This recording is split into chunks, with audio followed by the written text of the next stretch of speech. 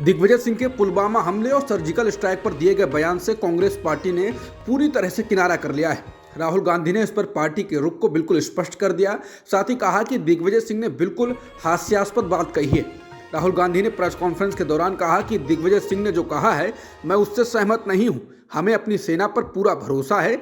अगर सेना कुछ करती है तो उसे सबूत पेश करने की जरूरत नहीं है। मैं व्यक्तिगत तौर पर उनकी कही गई बातों से पूरी तरह असहमत हूं। इस दौरान जब पत्रकारों ने सवाल पूछा कि दिग्विजय सिंह ने पहले भी अपने बयान से पार्टी को मुश्किल में डाला है, लेकिन उनके खिलाफ एक्शन क्यों नहीं लिया गया, इसके जवाब में राहुल गांधी ने कहा कि कांग्रेस एक लोकतांत्रिक पार्टी है, ना कि तानाशाही वाली।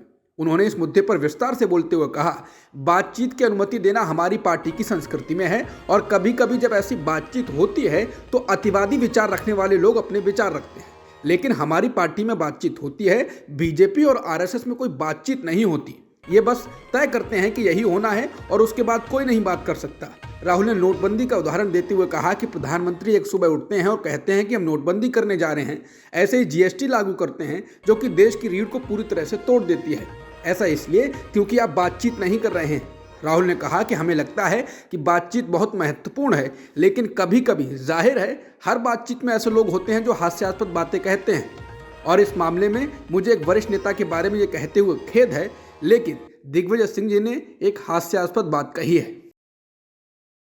राहुल गांधी ने प्रेस कॉन्फ्रेंस के दौरान गुलाम नबी आजाद पर तंज कसते हुए कहा कि उनकी पार्टी के 90% नेता तो हमारे मंच पर बैठे थे। दरअसल राहुल गांधी से जब पत्रकार ने सवाल पूछा कि उन्होंने पूर्व मंत्री चौधरी लाल सिंह, गुलाम नबी आजाद या बाकी क्षेत्रीय दलों को भारत जोड़ो यात्रा में तरजीह क्यों नहीं दी, इस पर राहुल गांधी ने कहा कि वो पूर्व मंत्री लाल सिंह की भावनाओं की सराहना करते हैं। उन्होंने यात्रा का स्वागत किया। राहुल ने गुलाम नबी आज़ाद पर कहा कि गुलाम नबी आज़ाद के 90% नेता तो उनकी पार्टी में हैं, वो मंच पर ही थे, बस उस तरफ सिर्फ गुलाम नबी आज़ाद ही रह गए हैं। इस दौरान राहुल ने हल्की सी मुस्कुराहट के साथ कहा कि अगर उन्होंने किसी तरह से उन्हें कोई दुख पहुंचाया हो तो वो उसके लिए माफ़ी मांगते हैं। अंत में राहुल गांधी ने कहा कि वो अच्छे आदमी हैं। कांग्रेस नेता राहुल गांधी ने गुजरात दंगों को लेकर बीबीसी की documentary India the Modi question पर कहा कि सच को बाहर आने की बुरी आदत है। अगर आप हमारे धर्म ग्रंथों को पढ़ें, भगवत गीता या उपनिषद को पढ़ें, तो उसमें लिखा है कि सच को छुपाया नहीं जा सकता है। राहुल ने प्रेस वार्ता के दौरान एक पत्रकार के सवाल के जवाब में कहा कि आप बैन लगा सकते हैं, प्रेस को दबा सकते हैं, संस्थाओं को नियंत्रित कर सकते हैं, सीबीआई और ईडी का इस्तेमाल कर सकते हैं, लेकिन सच तो सच है, ये चमकता रहता है और सच को बाहर आने की बुरी आदत है। उन्होंने आगे कहा, आप चाहे कितना भी बैन लगा दें, लोगों को डराएं, लेकिन ये सब कुछ सच को बाहर आने से रोक नहीं सकता है।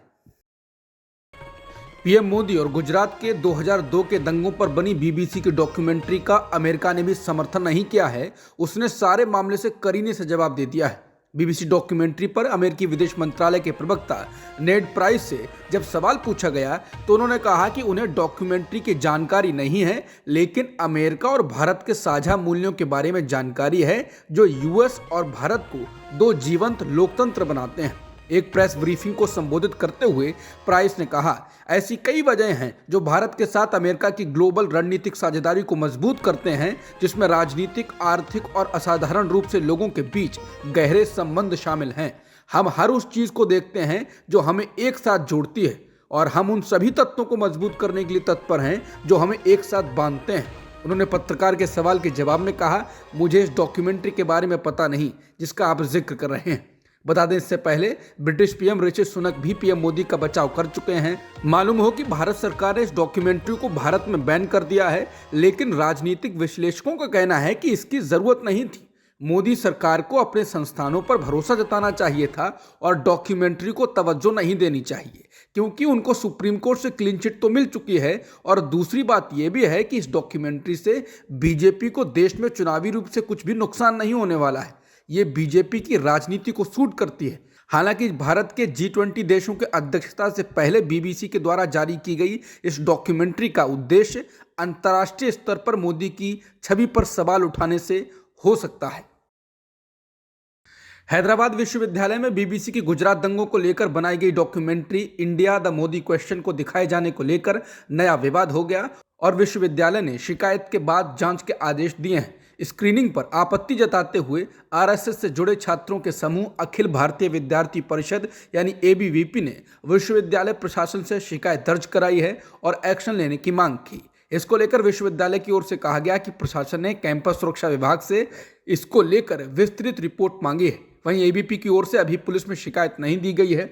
बता दें, जेएनयू में भी बीबीसी की इसी डॉक्यूमेंट्री को दिखाने के लिए कार्यक्रम रखने की बात सामने आई, लेकिन प्रशासन ने इस कार्यक्रम को रद्द करने का आदेश जारी कर दिया है।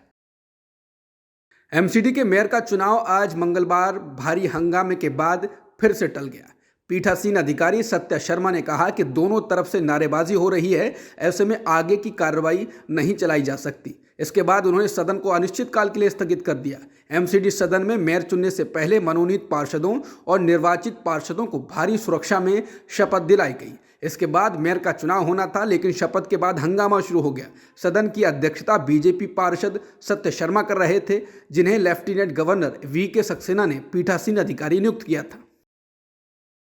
एमसीडी के मेयर का चुनाव टलने के बाद एमसीडी प्रभारी और आप नेता दुर्गेश पाठक ने कहा कि बीजेपी के पास संख्या नहीं है, इसलिए उन्होंने हाउस को स्थगित किया है। हमारे सभी पार्षद यहीं बैठे हैं, दम है तो आकर वोटिंग करवा लीजिए, दिल्ली की जनता के जनादेश का सम्मान करें। पाठक ने कहा कि आम आदमी पार्टी की मांग मेयर का चुनाव आज ही हो। इससे पहले बीजेपी सांसद हंसराज हंस ने कहा था कि आज बीजेपी का ही मेयर चुना जाएगा। समाजवादी पार्टी के एमएलसी और पूर्व मंत्री स्वामी प्रसाद मौर्य के खिलाफ रामचरितमानस पर कथित तौर पर विवादित बयान देने के मामले में एफआईआर दर्ज कराई गई है। लखनऊ के हजरतगंज पुलिस स्टेशन में यह शिकायत ऐशबाग निवासी शिवेंद्र मिश्र ने दी। उनकी शिकायत पर पुलिस ने एक्शन लिया है। बिहार के बाद यूपी से मौर्य अकेले नेता हैं जिन्होंने इस मुद्दे पर बयान दिया था। बीजेपी की तरफ झुकाव दिखाने वाले सुहेलदेव पार्टी के अध्यक्ष ओम प्रकाश राजभर ने भी आज मंगलवार को स्वामी प्रसाद मौर्य पर कथित विवादित बयान के लिए हमला बोला था। उन्होंने मंगलवार को बस्ती में कहा कि अखिलेश यादव मौर्य को फौरन पार्टी से बाहर निकालें।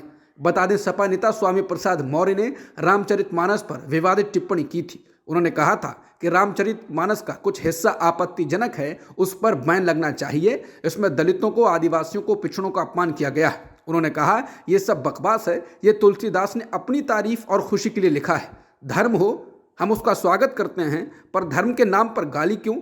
दलित को, आदिवासियों को, पिछड़ों को जाति के नाम पर शूद्र कह करके क्यों गाली दे रहे हैं? क्या गाली देना धर्म है? शाहरुख खान की आने वाली फिल्म पठान ने देश में अब तक रिलीज हुई फिल्मों में एडवांस बुकिंग के दौरान टिकटें बेचने के मामले में नया रिकॉर्ड बना दिया। ये फिल्म देश में अब तक रिलीज हुई सारी फिल्मों में सबसे ज़्यादा एडवांस बुकिंग टिकटें बेचने वाली फिल्म हो गई। इसने बाहुबली 2 फिल्म का रिकॉर्ड तोड़ दिया। 25 जनवरी को रिलीज हो रही फिल्म पठान की एडवांस बुकिंग में 6,63,000 से ज़्यादा टिकटें अब तक बिक चुकी हैं। किसी हिंदी फिल्म की रिलीज से पहले एडवांस बुकिंग में बिकी अब तक की सबसे ज़्यादा टिकटें हैं। इससे पहले नंबर 1 पर फिल्म बाहुबली 2 रही है, जिसने रिलीज से पहले 6.50 लाख टिकटें बेची थी। बता दें, पठान फिल्म का काफ़ी विरोध भी हुआ है, लेकिन उसके बाद ये और चर्चा में आ गई। अब सबकी नज़र ओपनिंग पर और उसके बाद फिल्म की होने वाली कमाई पर है। अमेरिकी गन कल्चर अब उसी के लिए बड़ा खतरा बन गया है। अमेरिकी मीडिया ने मंगलवार को बताया है कि देश में शूटिंग की 3 घटनाओं में 9 लोगों की मौत हो गई है। अमेरिकी न्यूज़ चैनल CNN के मुताबिक इस साल सिर्फ 24 दिनों में यूएस में कम से कम 39 बड़े पैमाने पर शूटिंग की घटनाएं हुई। ये आंकड़े चौंकाने वाले हैं। इसका मतलब है कि इस साल अमेरिका में पिछले साल की तुलना में अधिक सामूहिक गोलीबारी हुई है, जबकि 2023 का पहला महीना चल रहा है। एवरीटाउन रिसर्च एंड पॉलिसी रिपोर्ट के अनुसार अमेरिका में बंदूक से हत्या की दर अन्य उच्च आय वाले देशों की तुलना में 26 गुना अधिक है और बंदूक से आत्महत्या की दर लगभग 12 गुना अधिक है। भारत और न्यूजीलैंड के बीच इंदौर में खेले जा रहे तीसरे एक दिवसीय मैच में भारत ने पहले बल्लेबाजी करते हुए 385 रनों का स्कोर खड़ा किया है। भारत की ओर से सलामी बल्लेबाज रोहित शर्मा और शुभमन गिल दोनों ने शतक जड़कर टीम के स्कोर को 385 तक पहुंचाया। शुभमन गिल और रोहित शर्मा ने शानदार शुरुआत करते हुए पहले विकेट के लिए 212 रनों की शानदार साझेदारी की। हालांकि शतक बनाते ही दोनों आउट हो गए।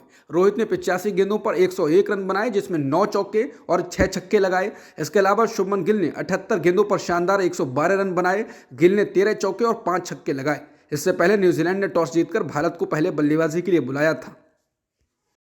अब तक की खबरों में इतना ही। बाकी खबरों के लिए बने रह सकते हैं आप सत्य हिंदी के साथ। नमस्कार।